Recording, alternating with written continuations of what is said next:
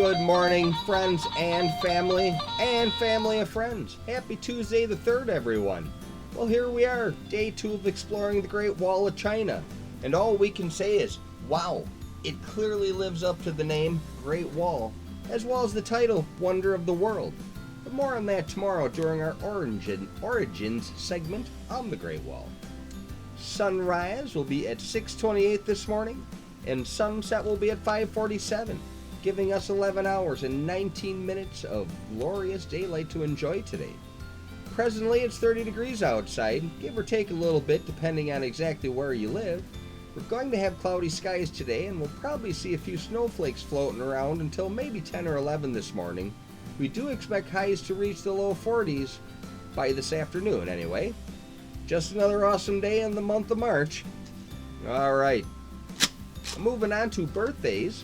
From our family of friends celebrating birthdays today, happy birthday Josh Thomas, Dina Pearden-Kadrowski, Christy Chapman, George Sparkman, Gerard Rail, Angelina Acosta, Dale Licus Jr., Nick Armstrong, Tim Kennard, and last but certainly not least, Jen Ryan.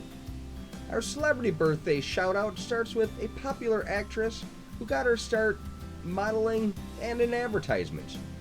Later, she became known as Mary Camden on the TV's Seventh Heaven and won the Young Artist Award for Best Performance for her supporting role in Yuli's Gold. Her well-known film credits include Summer Catch, Blade Trinity, The Texas Chainsaw Massacre. Jessica Biel turns 38 today. Our next celebrity is a talented actress who played the role of Claire Dunphy on the hit sitcom Modern Family, and also played Denise Bauer for 3 years on the series Boston Legal. Julia Bowen turns 50 today. Our next celebrity is a Peruvian-born Australian actress best known for her role in The Fast and the Furious, Tokyo Drift. She had a recurring role in The Vampire Diaries from 2016 to 2017, and in 2019 she was cast in the romantic comedy pilot The Baker and the Beauty. Nathalie Kelley turns 35 today. And our last shout out of the day is for a man who was a pioneer in so many fields we couldn't let his birthday go by unobserved. Where to start? Scientist, innovator, and inventor, known for patenting the first practical telephone. He also had groundbreaking work in optical telecommunications, hydrofoils, and aeronautics. He also served as the second president of the National Geographic Society. Alexander Graham Bell was born on this day in 1847 and moved on at the age of 75 in the month of August in 1922. Alright, let's jump into history. On this day in 1845, Florida becomes the 27th state of the Union. You know, you couldn't pay me to go spend time in California, but Florida, on the other hand, it's awesome and lives up to the title of #1 travel destination in the world. Well, last week we had People magazine's first publication, and this week, well, today in 1923, the first issue of the weekly periodical Time magazine appeared on newsstands, featuring Joseph Gurney Cannon, the grand old man of Congress, on its cover. On this day in 1931, Francis Scott Key's song, The Star-Spangled Banner, is adopted by Congress as the America's national anthem. The anthem was adopted after a public outcry when Ripley, believe it or not, his cartoon pointed out that there was no American national anthem. Key wrote the song in 1814 after seeing the American flag flying during and after the British bombardment of Fort McHenry during the War of 1812. On this day in 1959, the Pioneer 4 was launched, becoming the first U.S. probe to enter solar orbit. 10 years later, on this day in 1969, the Apollo 9 launched and completed 151 orbits before returning 10 days after launch. On this day in 2005, Steve Fossett becomes the first person to fly an airplane around the world solo, without any stops and without refueling.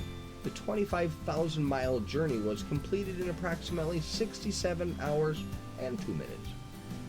And finally, on this day in 2009, SpaceX Dragon capsule successfully docks with the International Space Station during its demonstration run. If you've not watched in any of the SpaceX videos of their rockets' takeoffs and landings, you're missing out.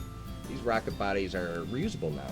So after they launch their payload, they literally land themselves, sometimes on floating sea-based platforms. The precision of their landings are like something out of a sci-fi movie. We've said it before, exciting times we live in for sure. Alright, from our comedy corner, we pulled this one out of the classified section, and it reads, "New boyfriend is allergic to kitten, so I can't keep him. He's a ginger, named Tom, he's friendly, and comes when called. He's 28 and he works in IT." Alright, today is National Cold Cut Day, National I Want You to Be Happy Day, and National Mulled Wine Day. Today's morning motivational comes to you from Ziggler, when he simply states, "You don't have to be great to start, but you have to start to ever be great." Yep, can't argue with that logic. Well, Biel and I would like to take a break from our regular format and offer a friendly public service announcement about the coronavirus scare that seems to be sweeping much of the nation. Our suggestion is the old adage, to apply a grain of salt to everything you're hearing. Statistically, it looks like the common flu is more deadly than the coronavirus. It's been hyped and over-reported by the media for a variety of reasons. They hope to keep you tuned in and on the edge of your seat by screaming that the sky is falling, or that the building you're in is on fire. It's my opinion that that's pretty dangerous and irresponsible on their part. But that's their business model. Example being, think about how we have severe storm reports and constant updates when we're only going to get an inch or two of snow. Fear sells, and being an election year doesn't help things either, because there are too many people who would love to see the economy tank because, well, it benefits their political party's beliefs. Anyway, here's some useful statistics to help consider, and to be clear, caution's not a bad thing, obviously. You've heard it over and over already, but the best way to protect yourself from the coronavirus, really, truly, and honestly, is to regularly wash your hands with soap and water. Karen Fleming, PhD, professor in biophysics at Johns Hopkins University, explained that the coronavirus is an enveloped virus, which means that it has an outer lipid membrane, basically an outer layer of fat. Washing your hands with soap and water has the ability to dissolve this greasy, fatty layer and kill the virus. Most medical experts agree that the only time you would want to wear a mask is if you're sick and if you have to leave the house. Dr. Penbridge said, if you have the flu or think you have coronavirus, that's when you'd put a mask on to protect others. So I wouldn't take any chances. If you have infants or elderly, see a doctor immediately if you're not feeling well or if you have any concerns.